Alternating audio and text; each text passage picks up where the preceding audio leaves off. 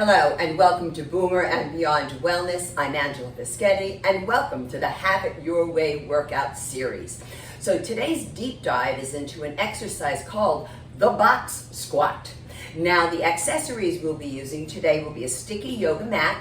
I will also be using a fit ball or a 9-inch Pilates ball. The thing is about working with a fit ball or a Pilates ball is it doesn't add any weight. This is a wonderful accessory for those of you who have chronic health concerns, or maybe you're new to strength training or even new to exercise. Great accessory for you. I will also be using, instead of a box, I'll be showing you how to do the exercise with a bench, because I know a number of you have written to me about your workout benches, so this is a great tool as well for the box squat. However, you can avail yourselves to boxes online from Amazon, and they have different heights, which is actually excellent that they are at different heights, and we'll get into that in just a few moments.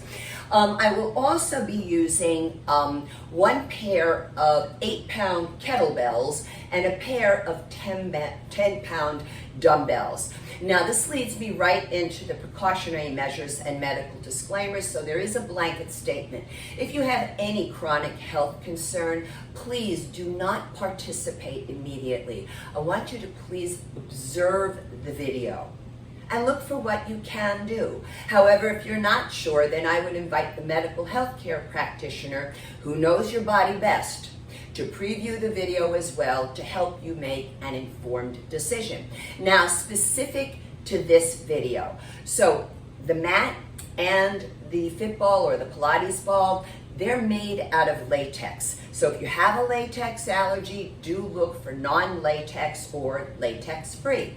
If you are medicated or not for hypertension, have vertigo or GERD, I need you to please avoid dropping your head down like this, okay? That's basically flexion of the cervical spine of the neck. What we need you to do is keep your head neutral.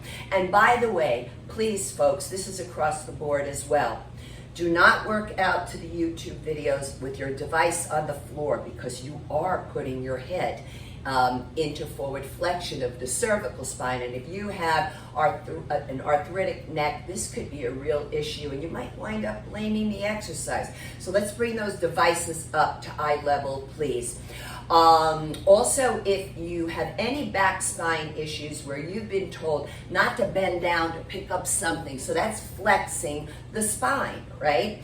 And this could include, but not exclusive to, osteoporosis of the spine, as well as the postural deviation known as hyperkyphosis, where you kind of have that little hunched appearance. For you folks, please, whenever you do a squat, there is typically some degree of flexing the spine, except for the version that I have shown many times in my videos, where you can do it at the wall, a wall sit, also known as a wall seat. So if you opt for that, that's fine. But here's the great thing about the box squat. You get to control the height. So if you have knee issues, this is actually could be a great alternative for some of you as well. For those of you who have flexion of the knee issues, flexion of the spine issues, could be a great alternative. Otherwise, just take your squat to the wall to play safe. If you have carpal tunnel syndrome, now please be careful when you work out with kettlebells. I find a lot of people do this when they hold a kettlebell. So they're in a wrist extension. So if I open my fingers, but no matter where I'm putting my arms, I never changed from that wrist extension. So for you folks, please make sure your wrists are straight. And also if you have golfer's elbow or tennis elbow, so this would be medial epicondylitis or lateral epicondylitis. So I'm going to caution you whenever the biceps are very much engaged, because that means your elbows are flexed. And when we go to hold the weights and the kettlebells, you're going to be in an isometric contraction the entire time. So my advice to you, because I cannot offer you a modification, because the symptoms are very unique to each individual, is to speak to your medical doctor to find out, hey, is bicep work okay for me to do it if you have either golfer's or tennis elbow?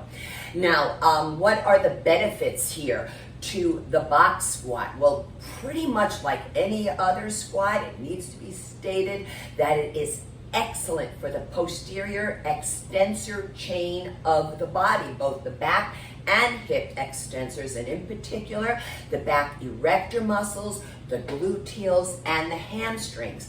The other thing, we were talking a little bit about the height of the box.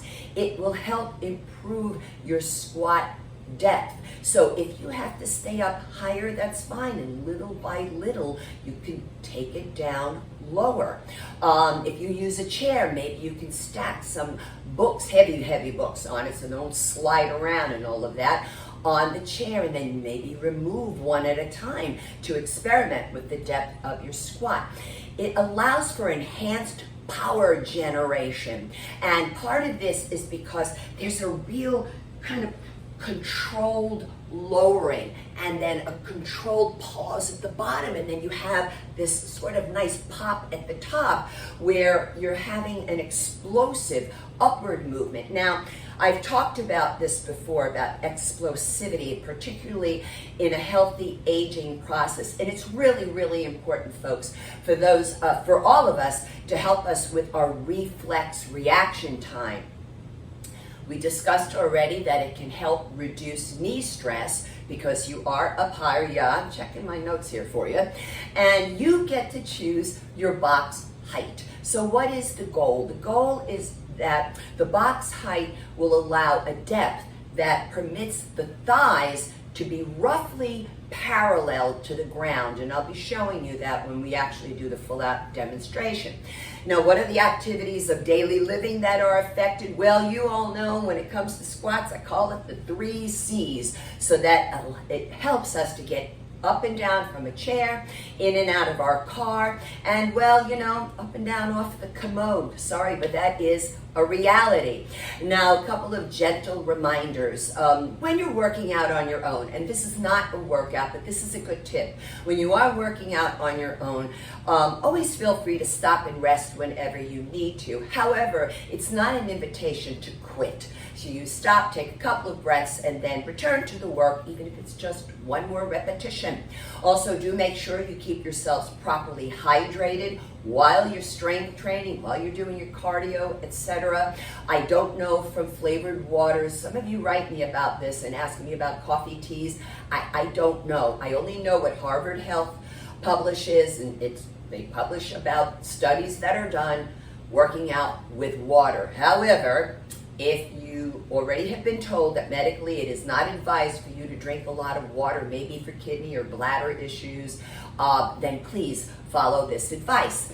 Now, on the channel, I'd like you to look for a video that is pinned to the top. It is both a warm-up and a cool-down video where you can interchange the movements, because it is advised for those of us 55 years and above to warm up for a full 10 minutes prior to any workout. Now, while you're there, head on over then to the community tab, or now they're calling it posts, the community post, and look for the rating of perceived exertion chart. There'll be a link there for you, RPE for short. It's a subjective 0 through 10 scale. That's really an excellent tool to help you gauge your sense of effort.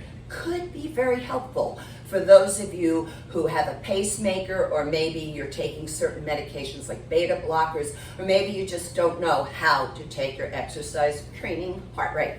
So it is advised that for the demographic of my channel, we work out at an RPE between 3 and 6. while you're in that community post area, I want you to look for an article I found, believe it or not, from Shape Magazine, a really good article, by the way, about the box squat, and also look for some reference images as well as reference screenshots. Now, what are we going to do here today with this box squat? Well, we're going to do one set, and a set is typically 8 to 15 repetitions. However, we will definitely be doing 15 repetitions. The first 5 will be with that unweighted fit ball, or if you have your Pilates 9-inch ball. And then the second 5 repetitions will be, I'll be using the 8-pound kettlebells and then the dumbbells for the last 5 repetitions. And as I said before, I'll be using 10-pound weights. So now let's discuss how to stand when we're strength training, and in my field we like to refer to it as an athletic ready stance. So you place the hands to the inside of the high hip bones. These are called the iliac crest, but to the inside. Fingers point straight down, not turned in. Then we line up to the knees, to the ankles, toes, same line as each other. Now turning to the side. Please be careful, because oftentimes I'll see people do this when they're working out. They slowly go into it, but it's an anterior pelvic tilt. You don't want to do that. We actually want to do just a subtle posterior pelvic tilt, also known as a pelvic tuck. So now I'm going to grab my fit ball, and let's demonstrate here what we're talking about with this box squat. By the way, you can use a real sturdy folding chair if you want. You just want to make sure that there's no wheels on your chair, no arms, because it can get in the way, okay? No armrests, I should say. So holding the ball, toes same line. Now my toes are lifted inside my shoes because I want to drive up from my heels when I go to stand up, and it really helps to recruit that posterior extensor chain.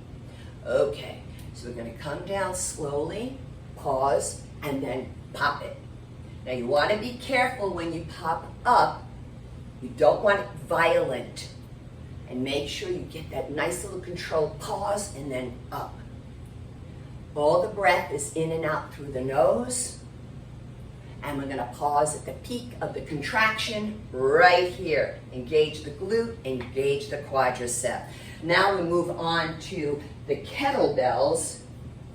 Now these are going to come up at the shoulders. I really like my workout bench for this, but it is up higher than I normally do my squats. But that's okay, you know, we're just experimenting here. And we're going to come on down. The knees track over the second to third toes. Pop. Down, pause. Up, pop. Make sure you get that engaged. Exhale.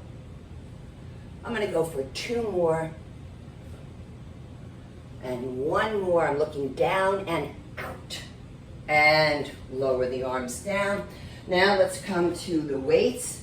This time with the weights, I'm going to put them over my shoulder.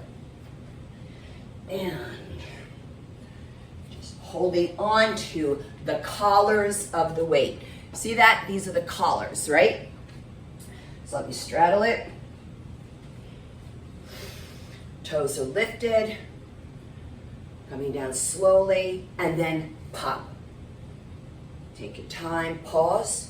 Exhale, pop, pause again. Because remember, that's the peak of the contraction. Also with the toes up, we're strengthening the shin muscles, which is wonderful. Last repetition, take it up and hold. So that's what we have for you today, folks, here at Boomer and Beyond Wellness. So I'm going to ask you please to consider subscribing to the channel. If you haven't done so already, please share the videos with anybody you think might get some help from them. And you know, because YouTube, I'm going to elaborate on this a little bit. YouTube, when they see a channel growing, they will show the video to more viewers. So I need your help with that, please. Spread the word. I really appreciate it. And also maybe give it a kind comment, and don't forget to turn on that notification bell. And if you would like to receive my free monthly newsletter, you can subscribe to it by going to my website. That's boomerandbeyondwellness.com, and look for the subscribe tab, and then you will receive after subscribing, as a thank you, you will receive a workout video that I designed specifically for newsletter subscribers. So until next time, eat your greens, eat your beans, drink your water, and be well. Thanks so much.